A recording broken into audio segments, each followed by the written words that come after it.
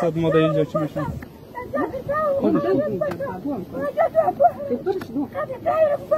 چرا اول نبودی شفاخانه یا اول برده بودی نشده نمیشه مانده. چقدر دیر میشه که اینجا مونده؟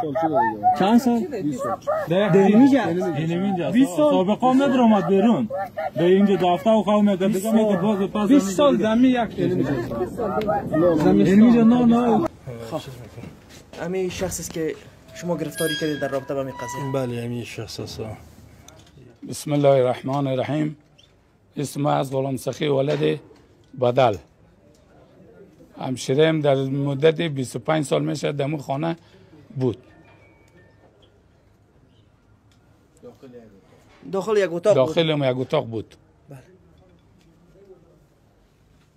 بد کردی یا خوب کردی؟ در خدا معلوم است. بگو تبدیل رو چی میگفتی؟ در خدا معلوم است. خدا. همین کار خوب بود یا بد؟ کارم خوب بوده یا بد؟ گفتم در خدا معلوم است. اگر بد بود همین کار خوب بود یا بد؟ همین که یک انسان در یک چټلی باشه و اونجا تو او را از چټلی نمیکشی خوب است یا بد؟ در یک اتاق تاریک در جایی که خودش در 25 سال اونجا تشنا به خدا میکرد، در 25 سال اصلا حمام نکرد، در 25 سال اصلا لباس خود تبدیل نکرد، این کار خوب بوده یا بد؟ بد است. این می رقم بگو. ما که وقتی که زمانی که دیدیم که مکمل پلاستیک گرفتگی بود کسی نمیفهمید که اینجا اصلا کسی زندگی میکنه. بعد از این که ما فهمیدیم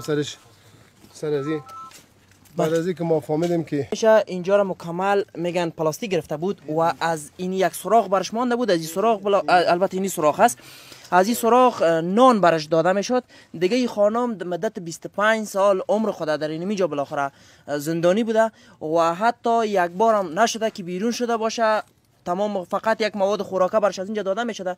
در این 25 سال نه این خانم کدام بار سرجان خودش به اصطلاح یا حمام کرده، نه که لباس خود تعویض کرده و در ضمن فقط هیچ کسی هم حق ملاقات با این خانم نداشته.